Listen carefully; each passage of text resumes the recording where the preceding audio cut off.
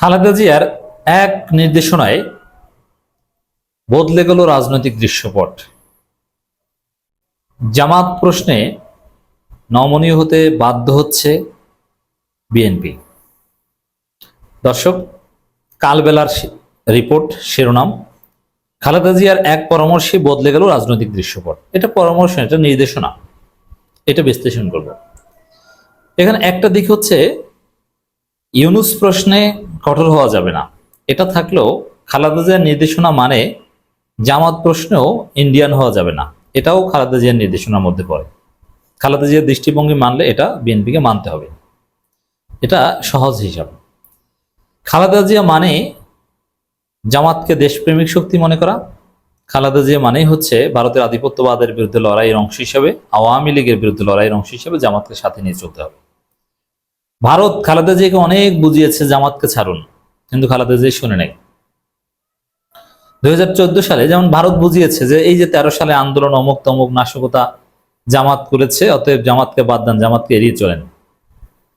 কিন্তু সব কুবুদ্ধি উপেক্ষা করে খালেদা জিয়া 2014 সালেও কিন্তু জামাত ইসলামের ইফতার মাহফিলে আমিরে জামাত তৎকালীন ভারপ্রাপ্ত মকবুল আহমেদের পাশে বসেছেন, প্রধান অতিথির চেয়ার অলঙ্কৃত করেছেন।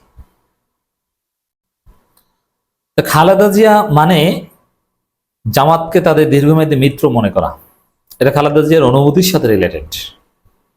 এখন সেই খালেদা জিয়ার দৃষ্টিভঙ্গির মাধ্যমে বিএনপি প্রভাবিত হচ্ছে, রাজনীতি বরং বদলে যাচ্ছে।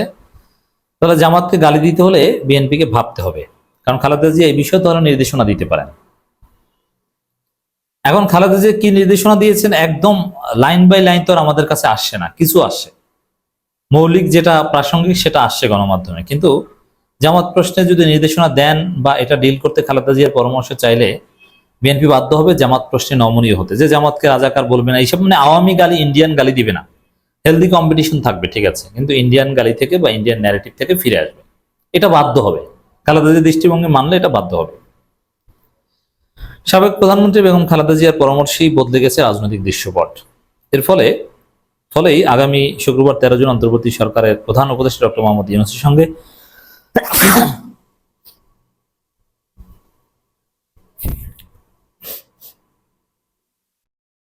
বৈঠকে বসতে যাচ্ছেন বিএনপির ভারপ্রাপ্ত চেয়ারম্যান তারেক রহমান। আগামী তাহলে এই বৈঠক খালেদা জিয়ার কল্যাণে হতে যাচ্ছে। এই বৈঠক টার্নিং পয়েন্ট, খালেদা জিয়ার নির্দেশনায় রাজনৈতিক টার্নিং পয়েন্ট সৃষ্টি হচ্ছে। আগামী জাতীয় নির্বাচন কবে অনুষ্ঠিত হবে এ নিয়ে কয়েক মাস ধরে চলা রাজনৈতিক অস্থিরতার ভোটের সম্ভাব্য সময় ঘোষণার মাধ্যমে কিছুটা প্রশমিত হয়েছে। তবে এপ্রিল মাসে ভোটের সময় ঘোষণা বিএনপির প্রত্যাখ্যান করায় বিতর্কে পুরোপুরি থামেনি। এ পরিস্থিতির মাঝে এখন আলোচনা কেন্দ্রবিন্দু হয়ে উঠছে আগামী 13 জন লন্ডনে ডক্টর ইউনূস ও তারেক রহমান সম্ভাব্য বৈঠক। এখানে একটা সূত্র আমাদেরকে বলছে যে খালেদা জিয়া নির্দেশনা দিয়েছেন, তা খালেদা জিয়ার সম্মানে বৈঠক হচ্ছে। এর ফলে খালেদা জিয়ার সম্মানে নির্বাচন এপ্রিল থেকে রোজার আগে বা ফেব্রুয়ারির শেষের দিকে আনতে পারেন। ফেব্রুয়ারির শেষের দিকে নির্বাচনের এই বিষয়টা প্রফেসর ইউনূস তারেক রহমানের সাথে বৈঠকে বিবেচনা করতে পারে বলে কোনো সূত্র আমাদেরকে বলছে। তবে প্রফেসর ইউনূস ওই সময়ের আগে প্রয়োজনীয় সংস্কার করবেন। কিন্তু আমার কথা ফেব্রুয়ারি কিংবা এপ্রিল কোনো সময় নির্বাচন হতে হবে 2-2.5 বছর পরে। ফেব্রুয়ারি এপ্রিলে স্থানীয় সরকার নির্বাচন হতে পারে, অনেক হিসাব নিকেশ বাকি আছে, এত সহজ না। তবে নির্বাচনের যে সম্ভাব্য রোডম্যাপ, সেখানে এপ্রিল থেকে ফেব্রুয়ারিতে ঘোষণা হতে পারে, এরকম একটা আলোচনা কিন্তু আছে, বিভিন্ন সোর্স আমাদেরকে বলছে।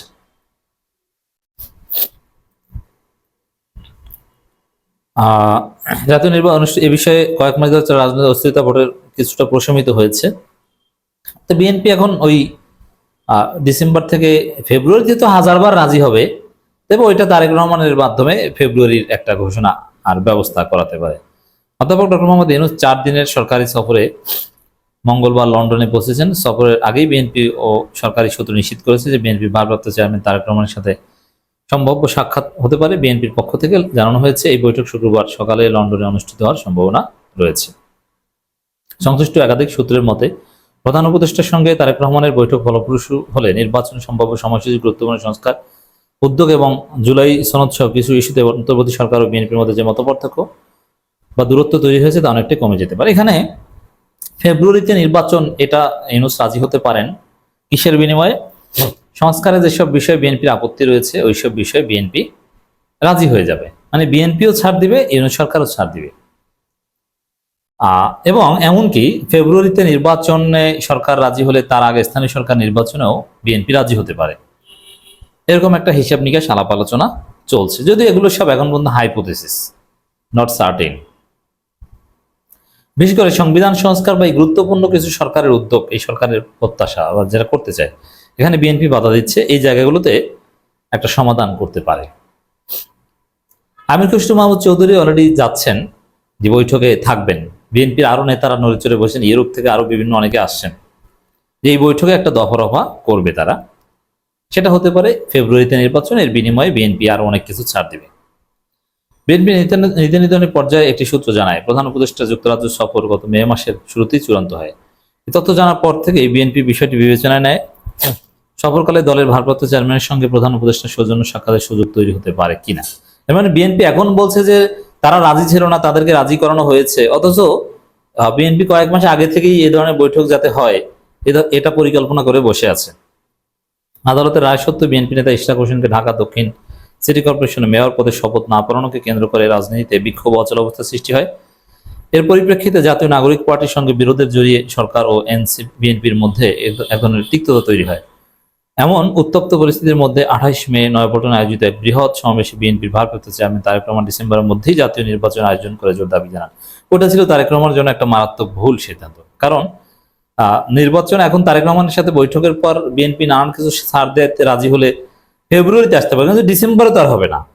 ফেব্রুয়ারিতে আসলে ফেব্রুয়ারির শেষের দিকে, তাহলে মানে রোজার আগে আর কি। সেখানেও তো জামাতের আমির বলেছেন যে রোজার আগে, কিন্তু ডিসেম্বরে তো আর হচ্ছে না। তাহলে তারেক রহমান আলটিমেটাম কেন দিয়েছেন? তার আলটিমেটামের দামটা থাকলো। এ প্রেক্ষাপট লন্ডনের অধ্যাপক মোহাম্মদ ইউনূস ও তারেক রহমান সম্ভাব্য সৌজন্য সাক্ষাৎ অনিশ্চয়তা পড়ে যায়।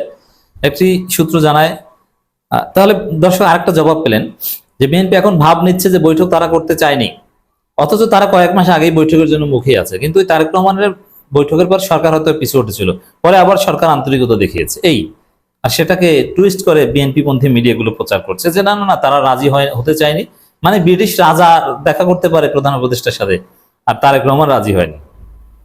সংশ্লিষ্ট একটি সূত্র জানায়, এই সাক্ষাৎ বাস্তবায়ন বিএনপির চেয়ারপারসন খালেদা জিয়া শেষ মুহূর্তে গুরুত্বপূর্ণ ভূমিকা রাখেন। পরবর্তীতে উভয় পক্ষের আগ্রহে, বিশেষ করে সরকারের বাড়তি উৎসাহে সাক্ষাতের সময় চূড়ান্ত হয়।